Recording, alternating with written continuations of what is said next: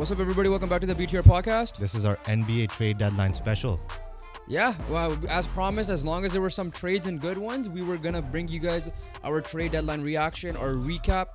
So we're back. We're here. Make sure you guys hit that subscribe button. We're literally one away as the time is recording at 400. And before you guys comment that this deadline was dead, do not compare it to the last 2 years. Because last 2 years, nothing tops that. Especially last year. Yeah. It started off slow when I woke up, got on the Sky Train and stuff, started seeing some coming in. I think I started off with the heel trade, which we'll talk about later.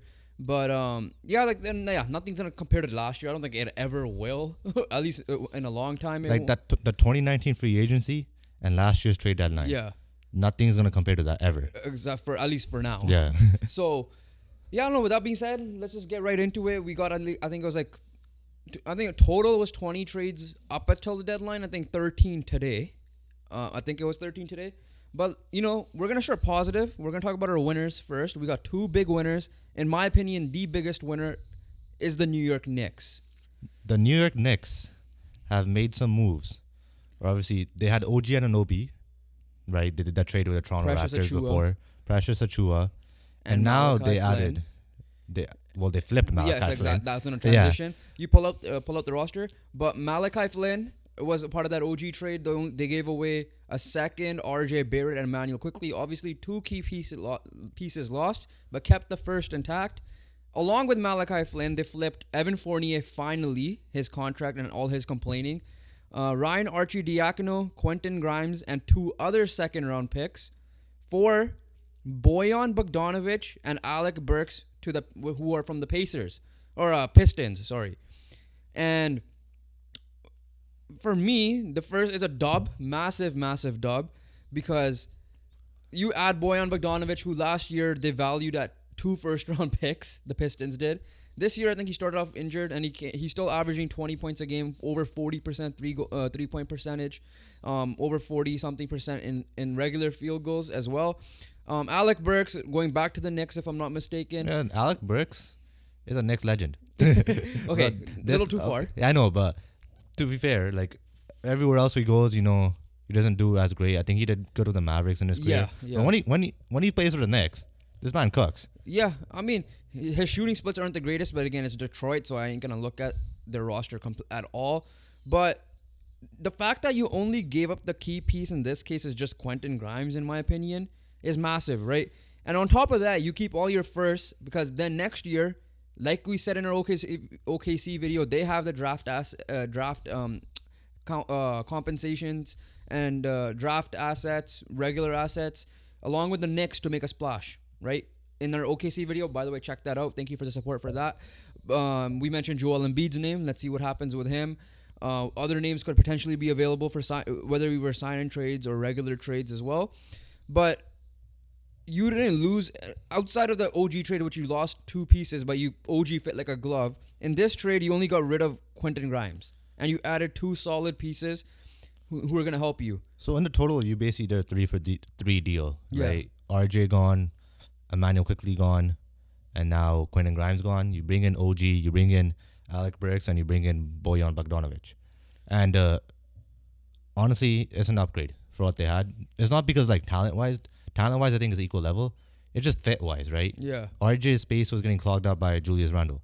And to be fair, you're not taking over Julius Randle on that team, right? Nobody is, other than your... As good as Julius Randle could shoot the 3 at times. Yeah, and other than Jalen Brunson. Julius Randle needs to paint to himself. Yeah. Emmanuel Quickly that's probably the gut-wrenching loss you have. Yeah.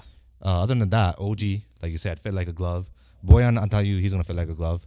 And Alec Burks, 6th man of the year candidate. I'm just kidding. No. But... the reason why I love this, you lost Julius Randle. So for now, Bojan Bogdanovic could start and play with him. Maybe they could play together if you want to go big.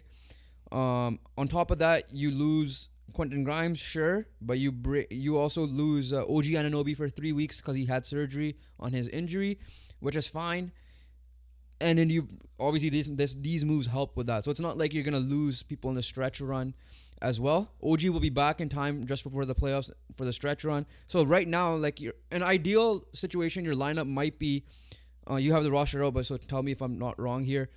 Jalen Brunson, let's say they go big, put OG, Brunson, Bogdanovic, Randall and it's a Hartenstein because I think Mitchell Robinson's out for the year. Or you push everybody down one. Isaiah Hartenstein. You go a little bit smaller. Hartenstein goes to the bench, and you go start Dante DiVincenzo. So you have options. You have versatility there. Yes, Thibodeau might give a lot of minutes to a lot of his players, and some like maybe Alec Burks might not touch the court from time to time. Hartenstein left today's game with an Achilles injury, I think. What is it, like a serious Achilles injury? I don't know, but like according to this, it Because says AD had an Achilles yeah. scare earlier this year, and it wasn't like a situation with a strain or torn as well. But no, overall though, like you see the roster, you see what I'm saying, right? Like they got the depth, they got. I'm not saying Jalen Brunson's a superstar yet, but at least a guy who is killing it, who's efficient, who could play make as well. You got OG when he comes back, your defensive specialist. You got stretch the floor with Boyan and OG himself. And then because of that stretchability, you could play Julius Randle small ball 5 when you need to. Honestly, that's the thing. You might need to because all three of your centers are injured. Yeah. Right. Well, Julius Randle's injured right now, but so all of their big men are injured. That's the only concern for this Knicks team right now. But for me, their big man health, but everything else around them, forwards are sick. Randle's sick. Anunoby's sick. Brunson's obviously amazing, right? It just might be a second calling of the 04 Pistons right here. This is the run. 20 years later, we'll see if the Knicks can do a 04 Pistons because that's what they're built like. I'm gonna lead that to it. Before we last week when we were talking about this, when we did our trade deadline preview, I asked you Knicks or Cavs. As good as the Cavs are, 115 of their last 16, I believe, and but outside of the Cavs, you still said the Knicks overall. How confident are you that the Knicks can make the finals this year? I mean, the thing is this. NBA finals to be exact. I don't know if that Boston team existed in 04. I don't know. Like, was there anyone like that Boston team in 04? The Lakers in the West, but... Exactly. So that's going to be the main reason I'm going to say no. Because at the end of the day... But like, how confident, though, on a percentage scale? Percentage? Like, what's your ratio? They'll be my third team they'll be my third rank. How confident are They'll you? be my third rank. So I have Celtics first, Bucks as my second favorite to come out of the East. The Knicks will be third. How confident are you they could beat the Bucks? I still have the Bucks. I still have the Bucks, but I will. It's definitely if you thought the Bucks would win. It's not a freaking if sweep. you think the Bucks could win in it's 5 not a sweep. originally, It's not a 5. It's not a sweep. It's a 7-gamer for me. It's a 6 or 7. Yeah. It's a 7-gamer for me. Obviously, the difference is one team has a superstar and one team has a superstar caliber player, which is Damian Lillard. And the other side, yes, but you have a team. You have that defensive system. We'll talk about the Bucks mini trade in a second. Bucks don't have defense, so who's gonna stop Jalen Brunson? Who's gonna stop? Okay, then who's gonna stop Julius Randle? There's like, no matter what happens, Brunson's not gonna beat us. I don't care who else. That's what they're gonna go like. Yeah, but no, like to be honest, like this is a real chance. A team similar to the Miami Heat in a way, but Jimmy Butler emerges in the playoffs. So that's why his status as a superstar, all-star player is a little weird to me. But outside of that, this is a real chance. Like, I will not be surprised. I still have Boston clear-cut favorites coming out of the East right now. I will not be surprised if this team beats the Cavs, if this team beats the Bucks right now. Yeah, I'm not. Like, the Bucks, Cavs, and the Knicks are clumped into one until I see what Doc Rivers could do with his Bucks team. I'm going to still edge out the Bucks ahead of those two. Like, the Celtics. Yeah, I'm Bucks, giving the respect to Giannis, but I will not be... It's like 7 gamers. Yeah, they're close. They're close. I'm not saying it's going to be... But for me, it's the Celtics, then it's the Bucks, then it's the Cavs and Knicks. And if it's the Celtics and Knicks, it's at least a 6-gamer for me now. Oh, yeah, for sure. Like, I'm more confident going into that it's a 6-gamer. Before, I could have been like, okay, yeah, definitely 5. But, yeah, so overall, the Knicks are my biggest winner. Trade grade for them is like, their trade is just like an A, straight up. The Pistons, obviously, don't need to talk about them much. Malachi Flynn gets an opportunity there because they waived Killian Hayes as well. Yeah. So this is a chance for Malachi to maybe flourish a little bit, maybe alongside Cade, or at least run a 6-man role. Quentin Grimes is going to be there. He could start maybe as a sharpshooter there. Evan Fournier is probably a buyout candidate, probably. I think he has 1 year left. I'm not sure. But, yeah. And on top of that, the Knicks keep their picks, first-round picks. So if someone does get available, they're very much in the running for that. Because you pair those picks with Julius Randle, you're probably good. Because I'm keeping Jalen Brunson. Like, he's yeah, untouchable. for sure. Yeah. Let's move on to our second winner, the Dallas Mavericks. They made two massive trades. Big trades. Yeah. I want to say like massive, but like big trades because they've been skidding a little bit as of late. As good as Luka and Kyrie have been playing, injuries were a factor because Derek Lively was injured. So to address that, they make a trade with the Washington Wizards, and it's Rashawn Holmes and a first-round pick of 2024. That first-round pick will be most favorable from OKC or the Clippers for Daniel Gafford. Daniel Gafford's is like an underrated piece, underrated big in the league because he's just gonna do his role, get rebounds, put them back, or give it out to Luka or Kyrie for second chance opportunities. Yeah, and he's like 62% from the field, which is obviously he just gets the rebound. He can just go up with it himself. Gafford is just a classic big, right? Yeah. And the Mavericks, all they're missing is they just need help when it comes to anything other than offense. Yeah, basically, right? Because you already know who your offensive stars are. They're gonna do their job. They've been doing their job, and you can't win games. So we know the issue is dumb defensively. And Derek Lively, so as well as he played, he's injured now. It's a lot of pressure on a rookie, and he's lived up to it. Yeah, as that defensive guy that that's a rebounding guy. That W pick for the Mavericks, everyone was saying he lived up to that, and he's been incredible defensively. But a lot of pressure on the rookie because legit he's your only defense. Yeah.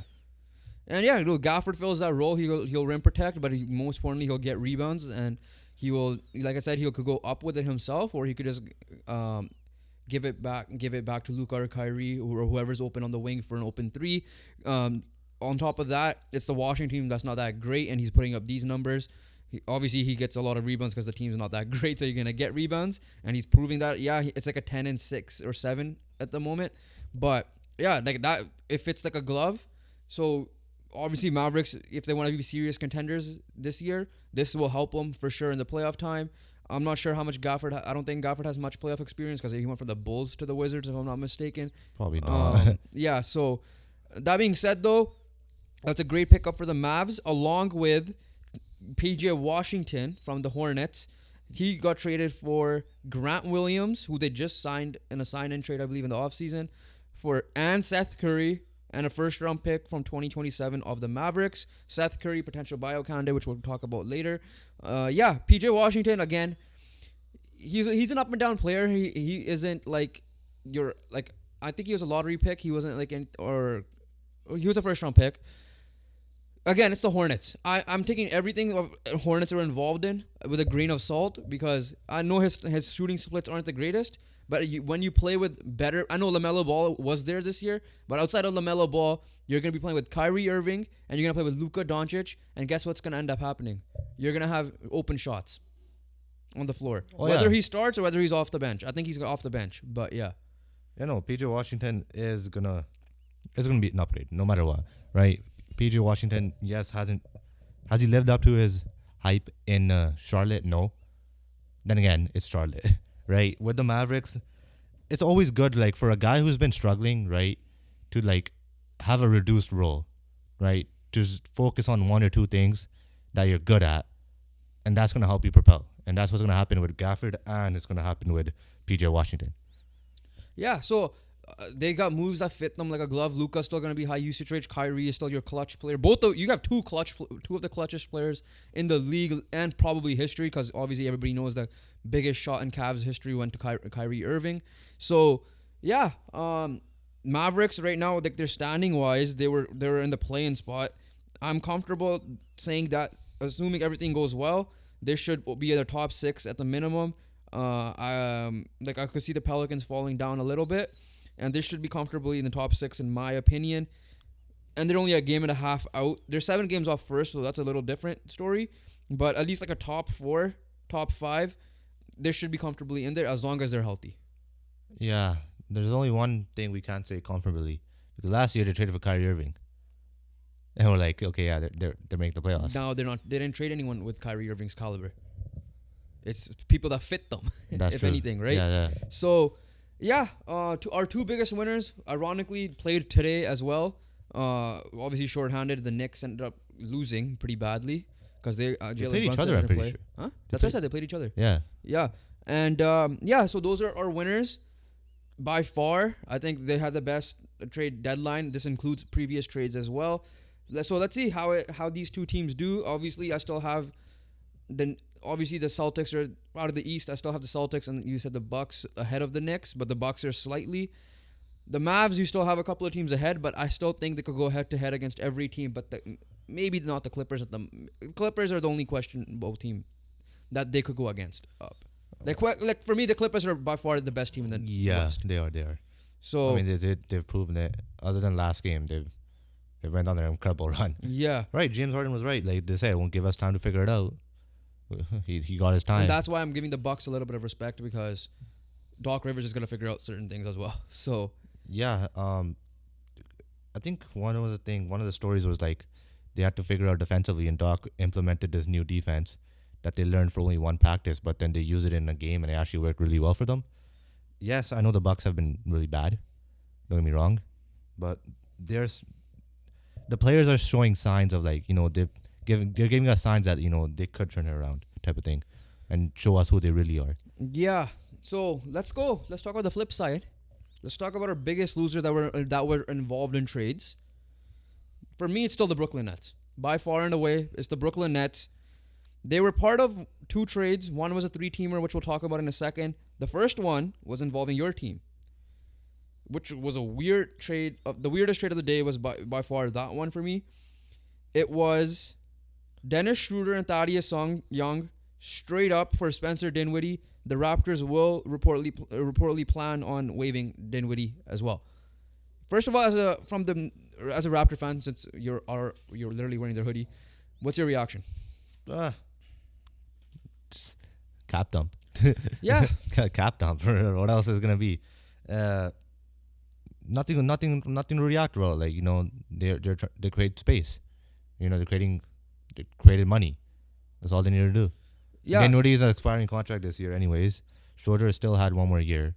I don't know. I think that 13 million. I think that was up to expiring as well. Dennis Schroeder was 13 million for next year. Dinwiddie this year was at 20 million. So higher money this year, but again, you lose that 20 million next year. So yeah, for the Raptors, cap dump, we'll talk about their other trade after. But for the Nets, man, like, what's the point? Like, what are you doing here? I don't understand it, because your second trade involves a 3-teamer. We'll talk about the Nets' perspective. They traded away Royce O'Neal to the Suns. Grizzlies were the third team. They traded away David Roddy to the Suns. The Grizzlies received Yuta Watanabe, Shemezi Metu, pick swap with Phoenix. Nets received Keita Bates-Diop, Jordan Goodwin, and 3 seconds. That package, that's fair, right? Because Royce O'Neal was valuable to many teams. He's a good 3-and-D player, big physical guy that will be gritty. Perfect fit for the Suns. We'll talk about that later. But for the Nets, that one, don't mind the package. Keita Bates-Diop, he's right now, right? Like, he doesn't really play on a roster that has depth. He might not even play much. With the Suns, he got to play because of they didn't have no depth. They didn't have the depth. Jordan Goodwin, I think he didn't have a great year with the Suns. I think he was good with the Wizards in the preseason or off season when he was part of that Bradley Beal trade. And you got 3 seconds. Fair. Why do you need Dennis Schroeder and Thad Young? Why do you not trade Mikal Bridges when you have the opportunity to?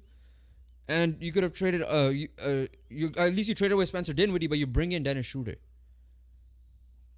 Yeah, I don't get it, because they have no direction. Listen, right? There's the same issue as the Raptors. Last year you traded Kyrie Irving and Kevin Durant.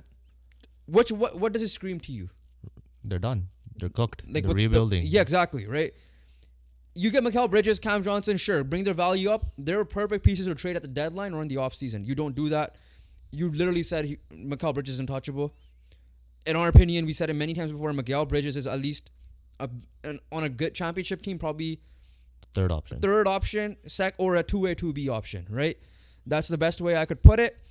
You were getting, and he's valuable though. Those guys are valuable. He was a Defensive Player of the Year finalist one year. I think the year the Suns made it to the finals or the year after that.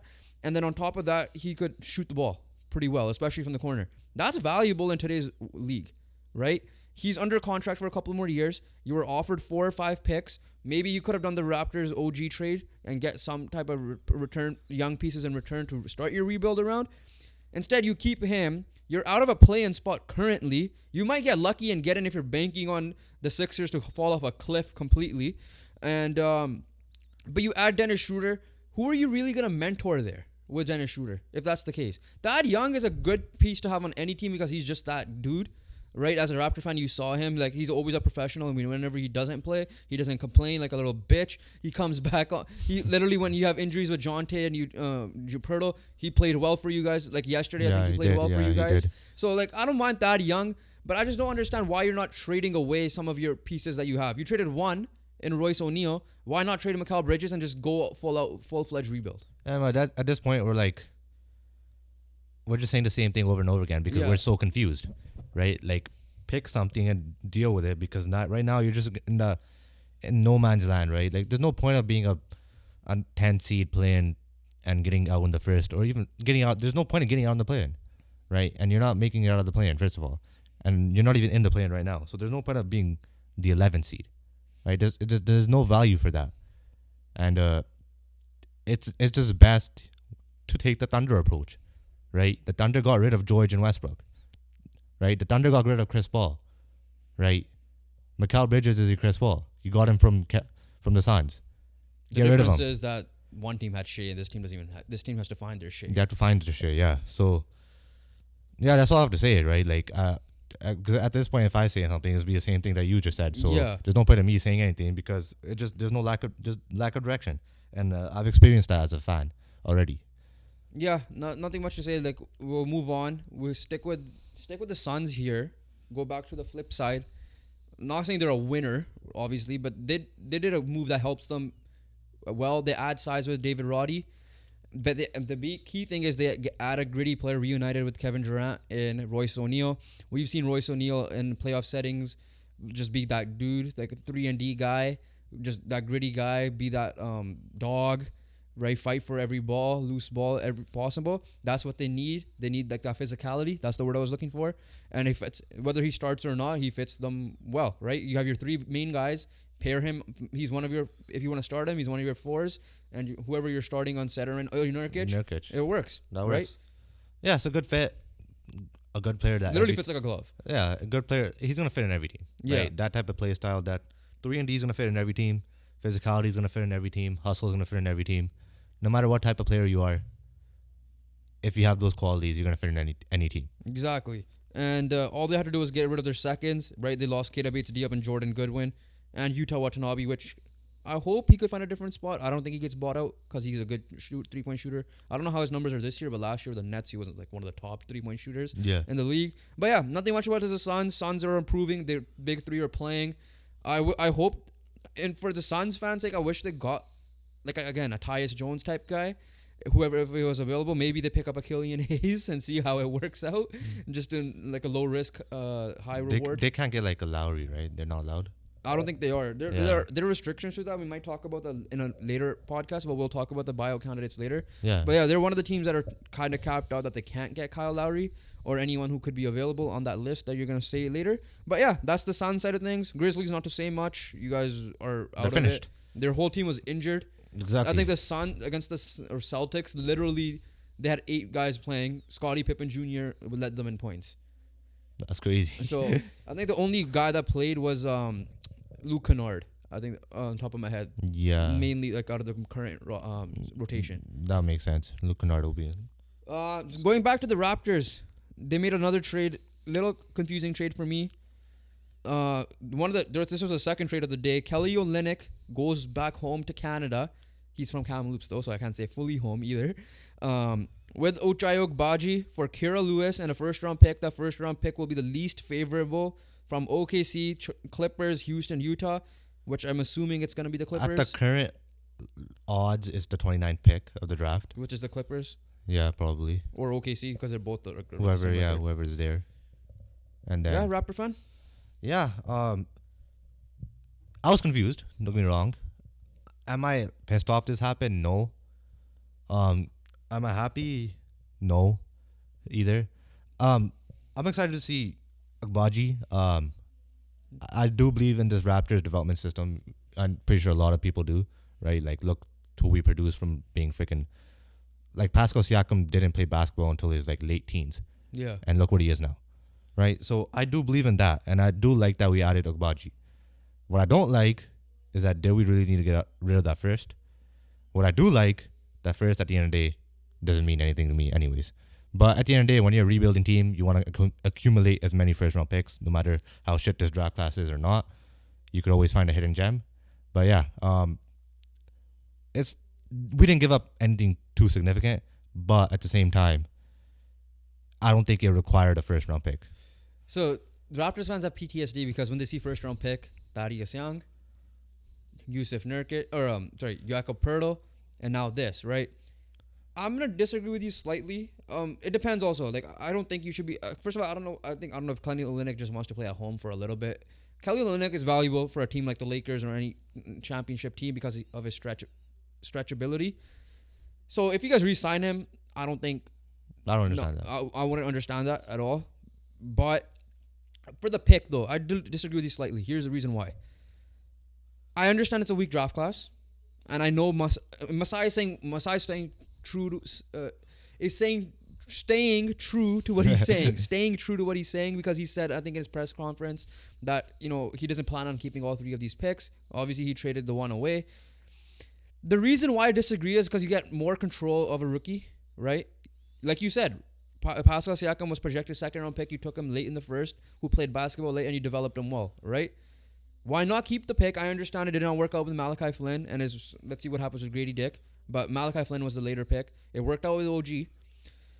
Why not get the pick, develop him, and when we get to the OKC trade a second, you could use it. Either he's a good rotational piece like OG Anunoby was, and what Pascal Siakam ended up becoming higher than a rotational piece, or you could use that trade, like you develop a guy, and you could trade him in the future, right?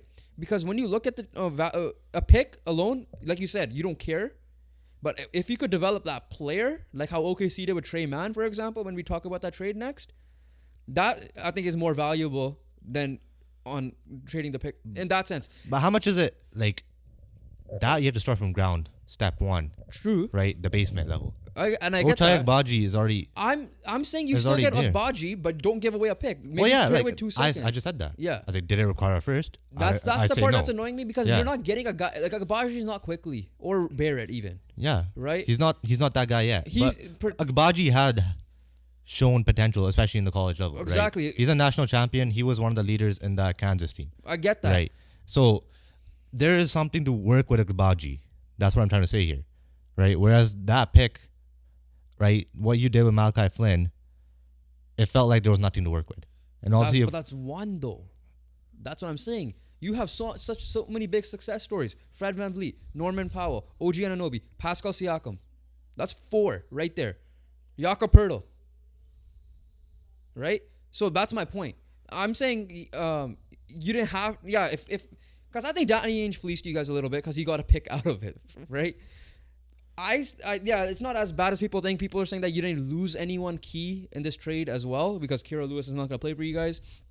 And I thought you guys did lose Otto Porter. I don't know. He's not on this, so I don't know if maybe he's not on the trade anymore. I thought he was. Okay. Based on the score here, you could double check if you want to check the facts quickly. But even if Otto Porter is part of this trade, he was injured, right? So I get that standpoint. I understand that, like, you still want to have some winning culture because you don't want to be a team that loses all the time. Scotty Barnes is now the guy. Can he be that guy? Time will tell. That's on him and your guys' development. I just think if you could keep the pick, I would take a flyer on trust your scouting department, pick a guy. Malachi Flynn was just one guy. You have a success stories, many of them. Why not use it? Take it to your advantage. And you have more control over Agbaji. For example, if this trade was gonna fall through because there was no first round pick, then I slightly disagree. I disagree with it, for sure. But like to your point, I'm not gonna disagree too much. You guys chose to go a player that has some type of experience in the league. Yeah, history, experience in the league that you could develop. He was supposed to be a 3-and-D guy. The offense hasn't been there.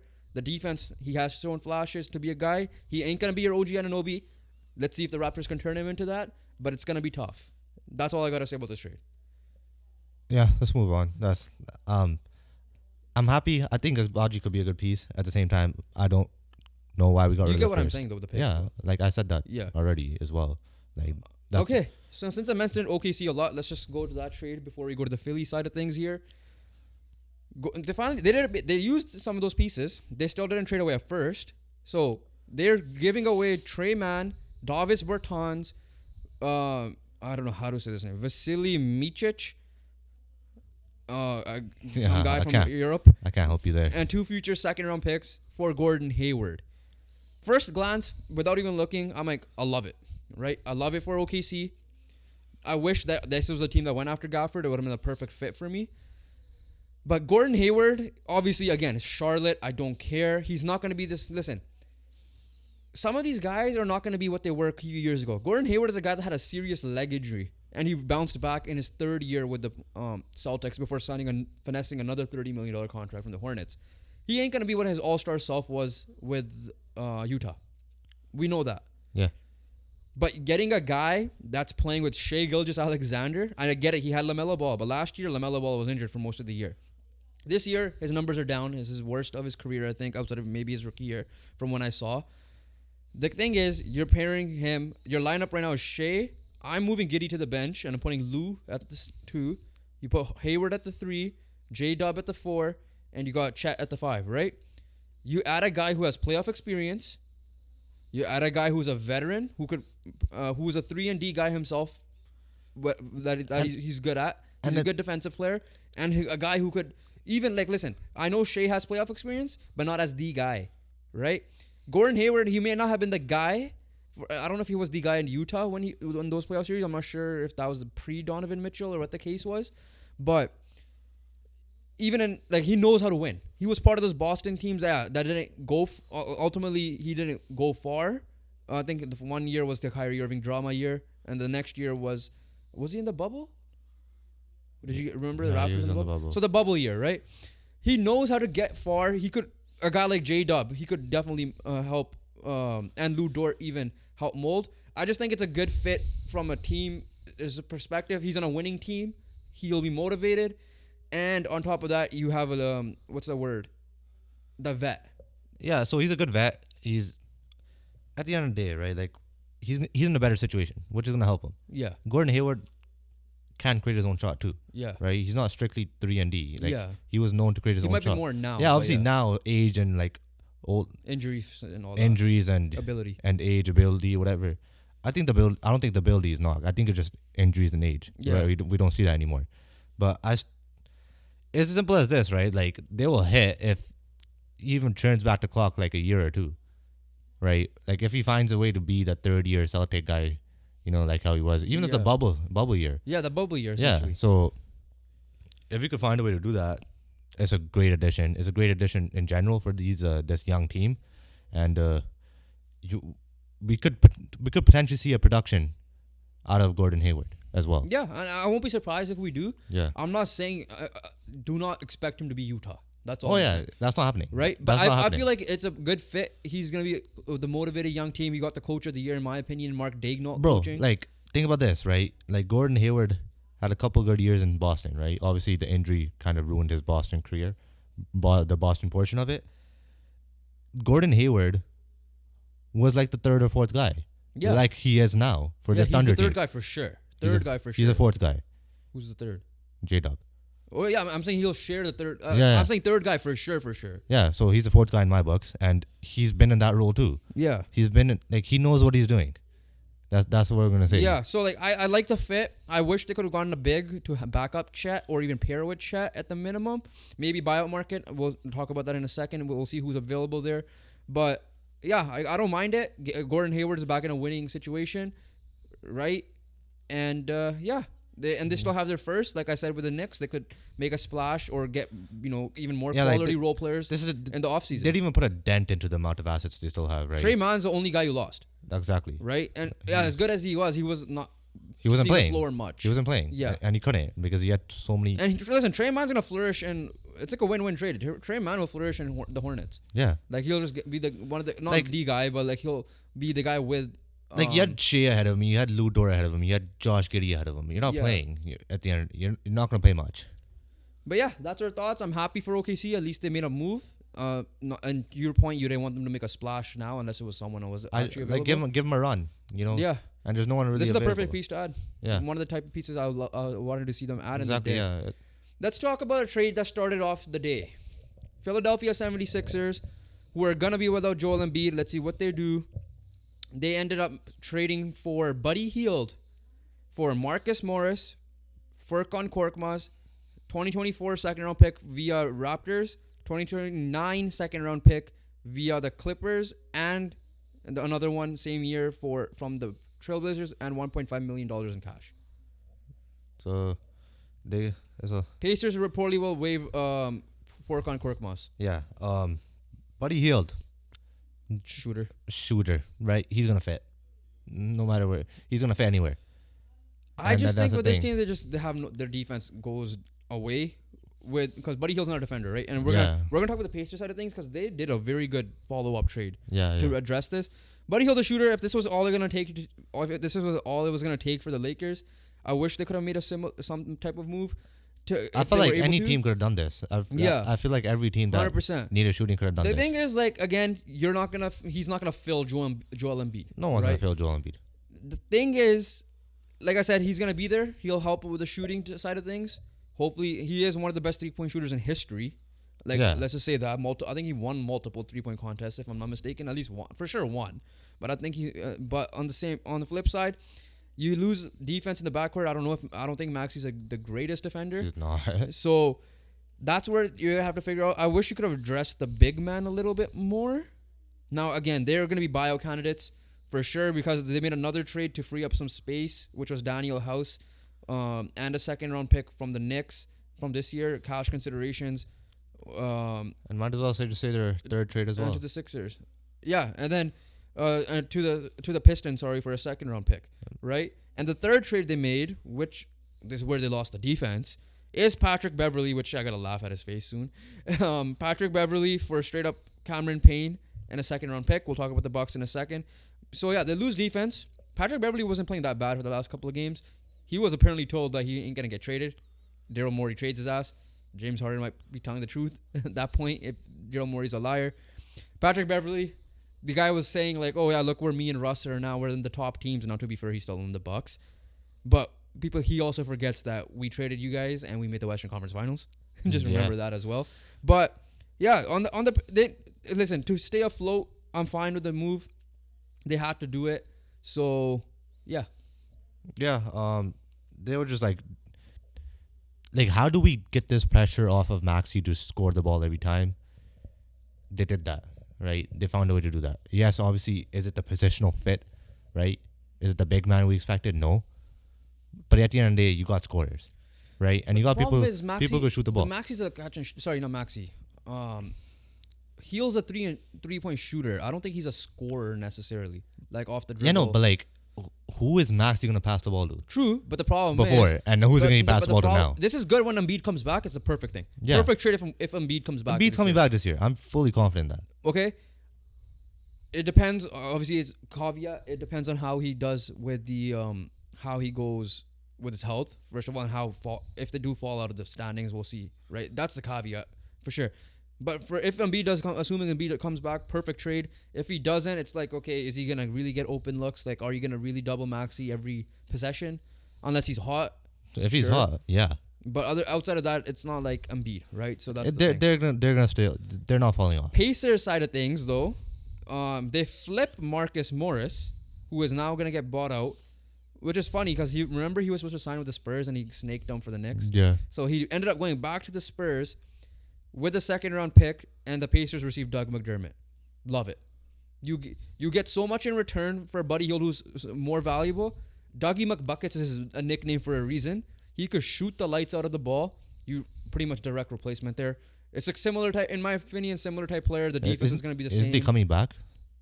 Is he? Was he a former Pacer? I don't remember that. But I feel like he was. I'll check that. But yeah, otherwise, like I think that was a good business from them. Just similar player. Just bring him back. Yeah. If he's bringing back, I think he's again. I don't know what his 3-point percentage is, but I think he should be fine, for sure. So is that all the trades, or are we missing No, one? We're still talking more. Like, before we get into the buyouts. No, we gotta talk about the Bucks perspective. All right, Bucks that perspective. All right. Yeah, he went back to Indy. It was Indy, San Antonio back to Indy. Yeah. So Bucks perspective of the Beverly Cameron Page trade, well done. Right. You added something that you didn't have, and Defense and grit. is Pat Beverly gonna save your defensive woes? No, he's not. He's not Drew Holiday. He's not gonna lock down the number one guy, but he is better than whatever you have. And Patrick Beverly won't lock down anyone, but he'll definitely slow some people down. That is for sure. Yeah. So Bucks also traded away Robin Lopez. Literally says to be determined. We don't even know what they're getting at this point. Yeah. But yeah, I think it's a good fit. You need the defense. You need the grit on the perimeter. You get that with Patrick Beverly. Is he gonna start? I don't know. Let's see though. But couple of things before we talk about the players that did not get traded and the buyout candidacy here. The rest of the trades are small, unless I'll double check if I'm missing anything here. What would you call it? So we talked about the Raptors, Mavs against Suns. I think we got it all. I think we got it all. Yeah. Celtics pick up Springer. Nothing. That's nothing crazy. That's just a roster spot available for the Sixers. Yeah. So your boy Canadian got traded, Delano Batchin. yeah. So nothing. Let's not. Okay. Let's talk about the one loser I have. They made a trade, but nothing.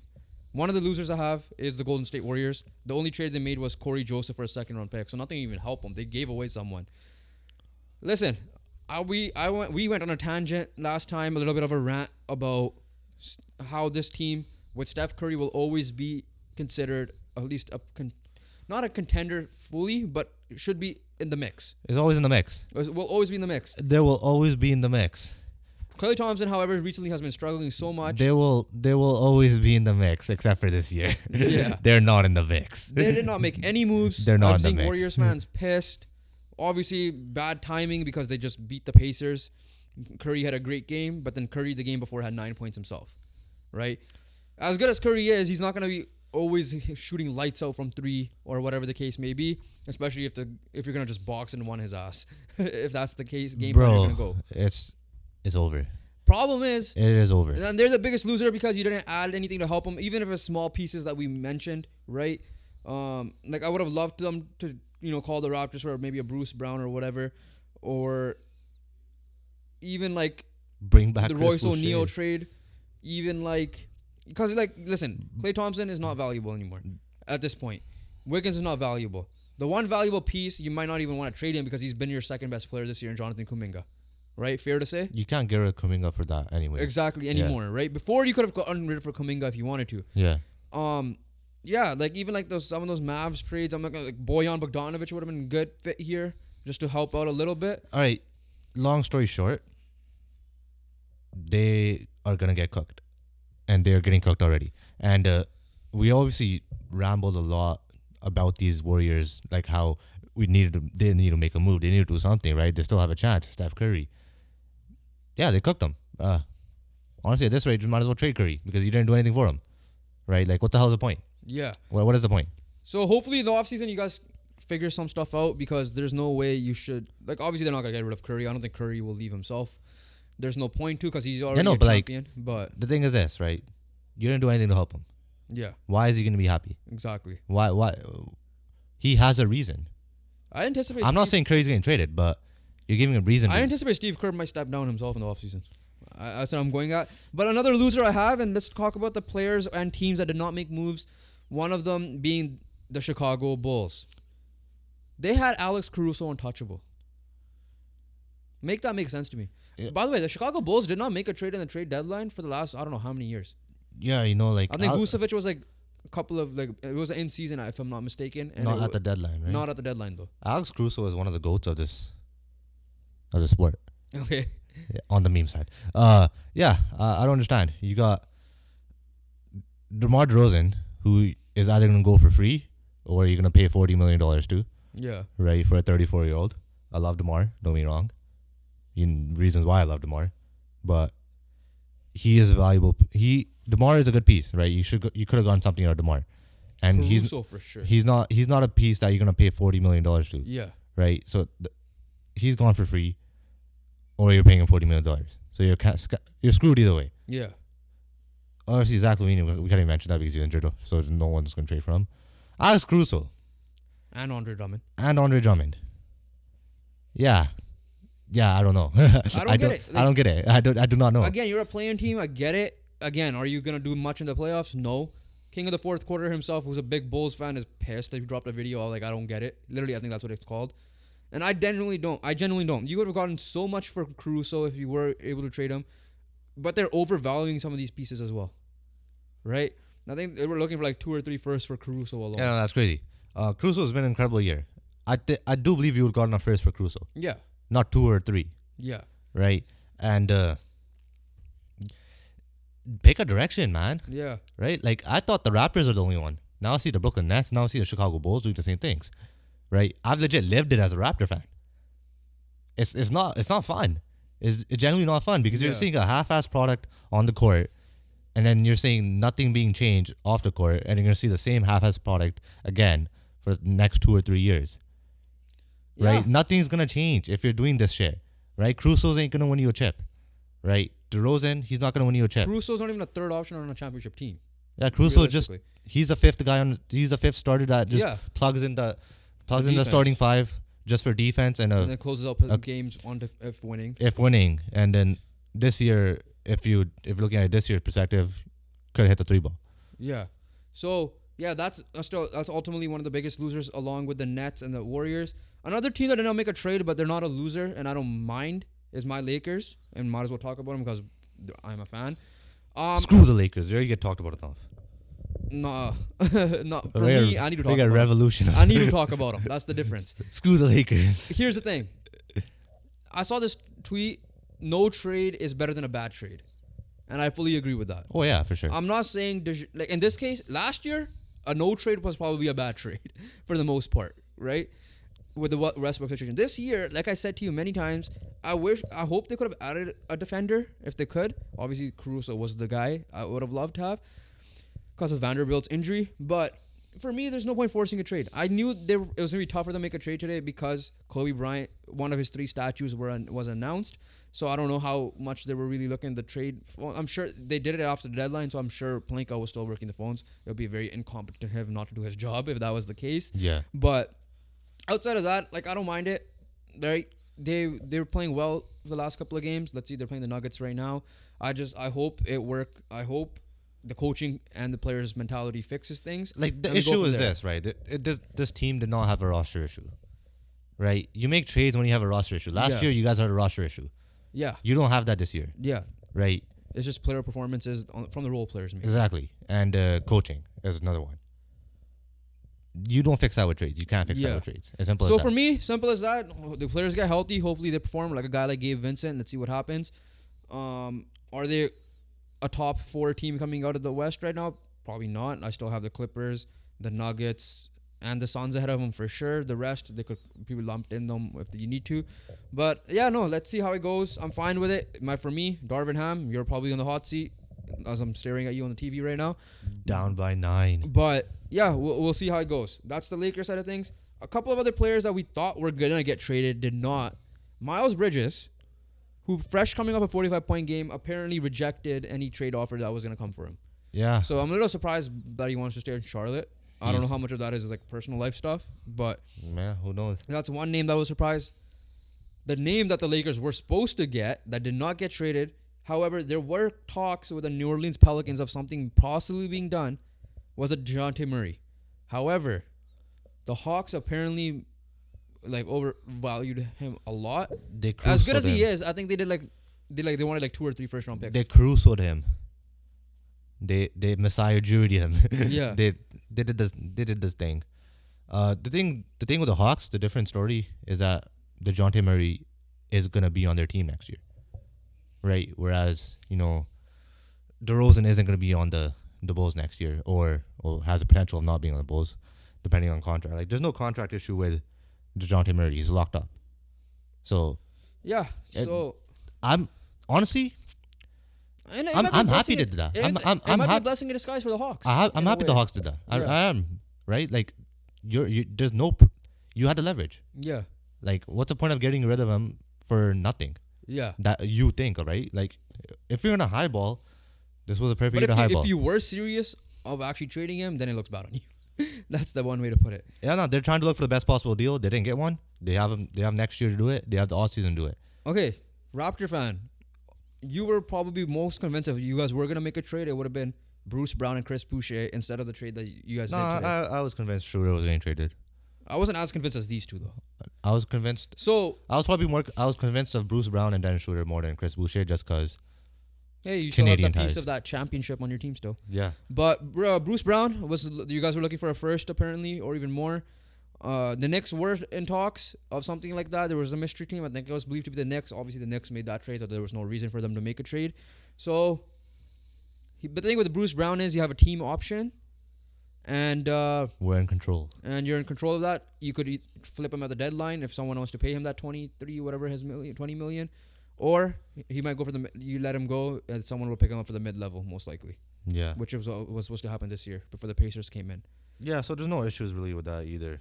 But yeah, is that it? That's it for me. Buyouts. Buyouts. So now it's time for teams like Philadelphia and the Lakers to fill out some of their rosters. Some names throughout there. I'll tell you when to stop if there's some teams we could think of off the bat. I'm just gonna start from the bottom and go up. Honestly, at this rate. Sure. Starting off with there's 14 good ones. Number 14, Robin Lopez. Nah. Not gonna talk much about him. Thaddeus Young is on this list. Don't mind him. Like OKC, pick him up. Just be a vet guy. Just why That's not? it. Killian Hayes is on this list. Anyone should sign him. I think stop there for a sec. 7th overall pick is getting waived. Yeah. Who we thought was probably gonna win Rookie of the Year. It's a potential pick, right? Like, Yeah. You should still go for him. He's a young guy, Yeah. right? There's nothing. Yeah. There's nothing wrong with going out, especially he's cheaper now. Daniel House is one. Just a rotational piece somewhere. Sometimes could hit the 3. Marcus Morris is another. That's a big one I have to keep an eye out for. It could be a good ad. Same with Evan Fournier. Yeah, if anyone needs shooting. Joe Harris as well, shooting. Seth Curry, shooting. James Bouknight. Don't care. yeah. He's kind of on the loose side of things. Furkan Korkmaz, Yeah, he could be a big fit somewhere. shooting. Shooting in general, yeah. Corey Joseph is one. Yeah. The backup point guard. Or just a vet. And now it comes the big 3 in my opinion. Marcus Morris should be out higher on that list. Starting off with number 3, they listed Kyle Lowry, but I'm gonna put Davis Bertans at number 3.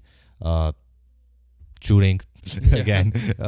Another one. Kyle Lowry and obviously Spencer Dinwiddie are the top 2 So guys. off the bat, let's talk about this. As a Laker fan who's probably going to be in this market, I'm looking at shooting. So I'm looking at Seth Curry. I'm looking at Davis Bertans if you want a little bit of size. And the problem with some of these guys are these are not 3 and D. If they were, they would be on an NBA roster. Simple as that. Yeah. Right? So obviously Malcolm Brogdon is one name I forgot to mention that probably could have been traded that did not get traded. I would have loved Malcolm Brogdon. Many teams would have. But outside of maybe Kyle Lowry on the defensive side of things, like Davis Bertans, not that great defensively. That's why he's been flipped around a lot. I would love him for the shooting. He is a sharp shooter. I think he's nicknamed the Laser for a reason. Obviously, I'm looking at Seth Curry. I'm looking at Joe Harris. Joe Harris has been a weird one though. So, yeah, any team that needs shooting, you have options there for sure. A lot of shooting. I think PJ Tucker might join that list because the way he's been complaining. He should.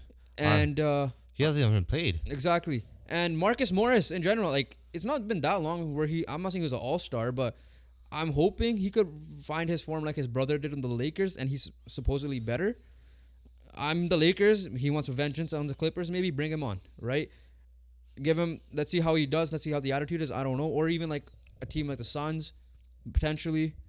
I wouldn't mind. Obviously, I would have said the Sixers, but the Sixers got rid of him. Yeah. But yeah, no, I'm looking. Those are some guys. Spencer Dinwiddie is already favored to the Lakers, and I'm not saying he's DeJounte Murray, and I'm not saying he's in that Gordon Hayward situation where his best years were when he was originally on the Nets. Yeah. When he wore number 8 and switched to 20. When he wore number 8 essentially, and switched to 26. 26. But then that was with Kyrie Irving. So number 8, the number 8 Spencer Dinwiddie, that helped him get to the playoffs. Who averaged 20 points a game, and then was traded and was supposed to help Luka, but he did not do well. He did decent. He was like meh. He wasn't the same. Was he the same? He sucked in Washington. Sorry, Yeah. he sucked in Washington. Yeah, he sucked in Washington. And Yeah. from Washington so, to for me, Washington to Dallas, the trade with Kristaps, he did decent in Dallas. So obviously you guys have him right now, and I think you guys have waived him or you're about to waive him. Yeah. So for me, Lakers are a good fit if you want another ball handler. Try to hopefully find his form.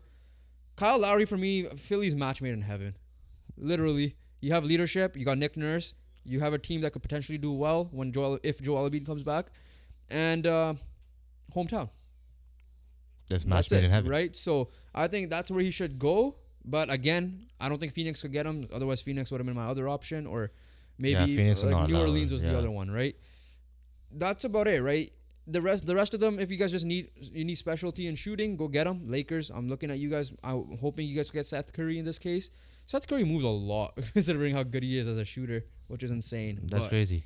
But that's the buyout market. We'll keep you guys updated as the season goes on because some of these guys will get picked up pretty quick. And that is our trade deadline special episode. Recap, special episode, reactions. Comment your favorite trades down below, your winners and losers. What do you guys think? Did your team make a trade? Did they not make a trade? Are you happy? Are you sad? Comment everything down below. And we'll be reading those comments for sure. Other than make sure you guys check our previous episode out. We made our Super Bowl prediction there. NBA tier list video should be coming out like around the All-Star break, around that time. So make sure you guys check that as well. Once again, we appreciate you guys for the support we had recently. Help us get to 400 subscribers if we haven't hit it already. We're one away. We're one away at this moment of recording. So make sure you guys like, comment, and subscribe. Download the podcast on audio platforms, rate it, and review it. Follow our socials, link down below. And we'll catch you guys on the next one. Peace.